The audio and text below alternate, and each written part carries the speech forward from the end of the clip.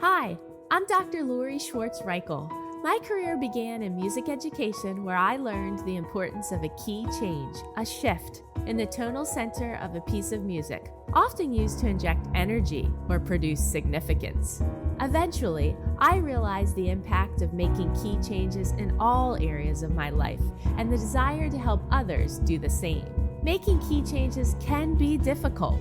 I certainly don't have all the answers, but I do like to pose questions for reflection and offer actionable key changes for us to attempt in both our working and living situations. Together, we can unlock our greatest potential in collaboration with those we love, serve, and lead. Let's discover how we can grow together by making key changes. Last week, we discussed becoming the leader we wish we had. But once we decide to lead, another question naturally follows. How do we lead well? I've come to believe the answer requires two qualities that don't always seem to belong together: grace and grit.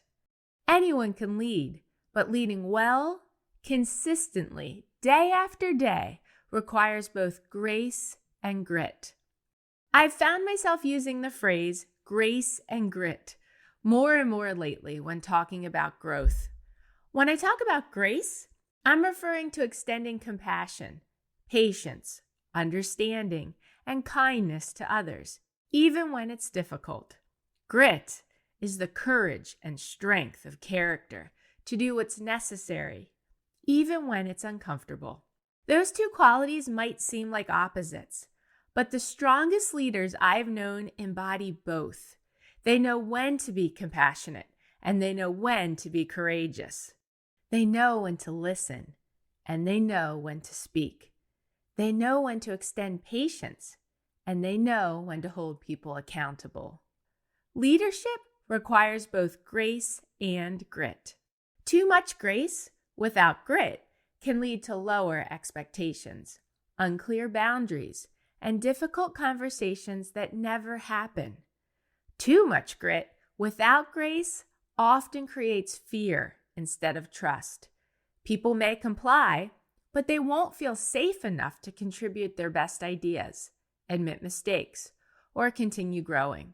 The most effective leaders learn when to lead with grace and when to lead with grit. At times, I'm still learning to find that balance myself. I've experienced this in classrooms, on stages, in meetings, and as I mentioned last week, in youth sports, as a player, as a parent, as a coach, and as the wife of a coach. My husband has coached youth athletics and robotics for several years. This past year, however, he completed his first season as a travel baseball head coach. It was an intense journey, beginning with tryouts in June of 2025, followed by the team's first practice on August 6th, and ending with a tournament championship game on June 21st, 2026. John led this group with heart, integrity, and respect. Under his leadership, the players grew tremendously, not only in their baseball skills, but also as young people. Together, they accomplished far more than many expected through determination, resilience, teamwork, and a never-give-up attitude.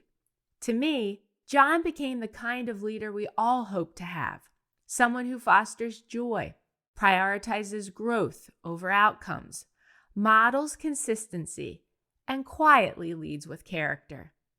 Did he make mistakes? Absolutely. He'd be the first to tell you that. John and I talk often about the team, the goals, and the results. There have been countless times when I've suggested something and he'd respond with, "Lori, that's not me." He understands that our leadership styles are different. He knows what works well for him to lead well and what doesn't. He understands how his players, assistant coaches, and families are likely to respond. Because he's consistent, people know what to expect from him. The leaders people remember most aren't necessarily the loudest or the most accomplished. They're the ones who consistently help others become better versions of themselves.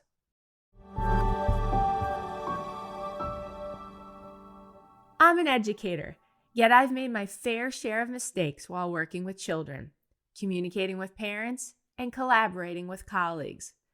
We all have. We've said things we wish we could take back. We've stayed silent when we should have spoken. And we've acted too quickly or waited too long. Those mistakes happened early in my career, throughout the middle of it, and even as recently as last month.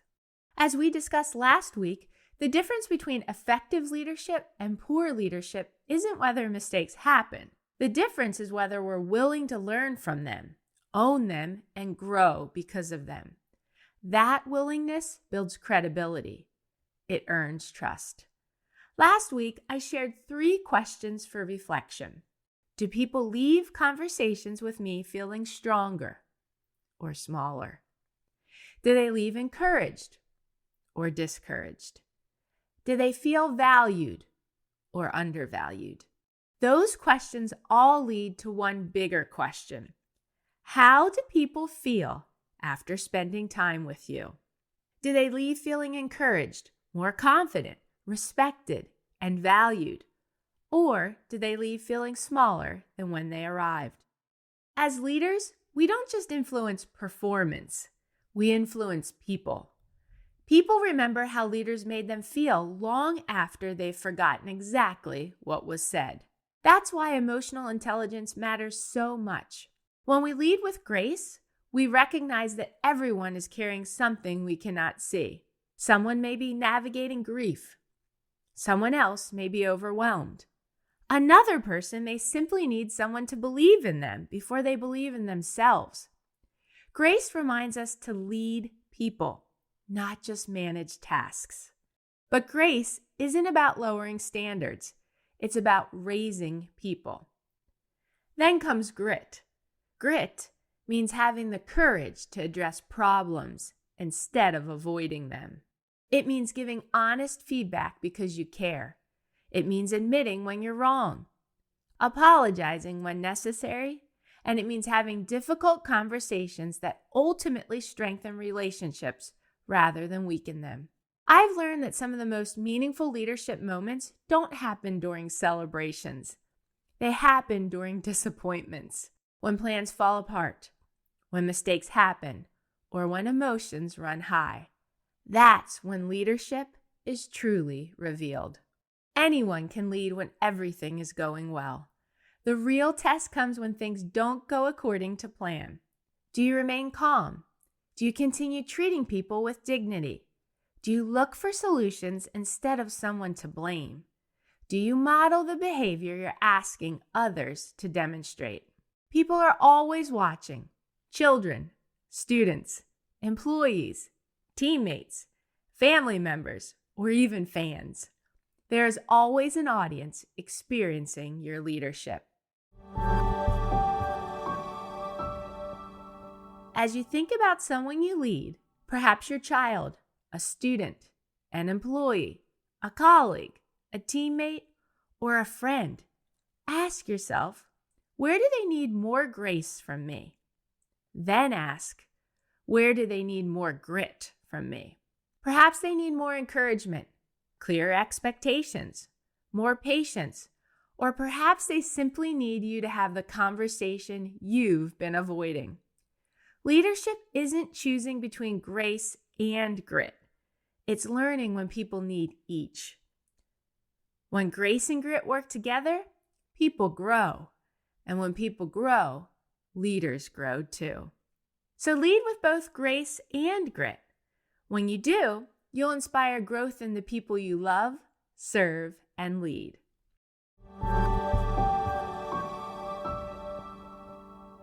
If this episode resonated with you, share it with someone who may need it or with someone who is making a difference in the lives of others.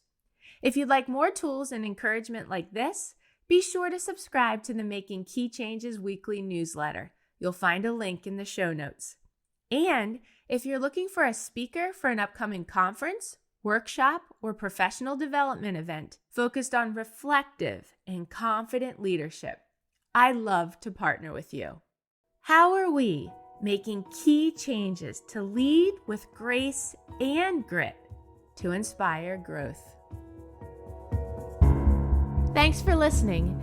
If you haven't done so yet, please consider rating and reviewing the Making Key Changes podcast on the Apple Podcast app. If you found this episode helpful, please consider sharing it with others and joining me again next week. In my coming episodes, I'll discuss topics that are most passionate to me, along with things I've been researching or areas of my life I have changed or want to change. You can learn more about me on my website, makingkeychanges.com. Feel free to message me through there or reach out on social media. I'd love to hear from you and learn about what key changes you hope to make.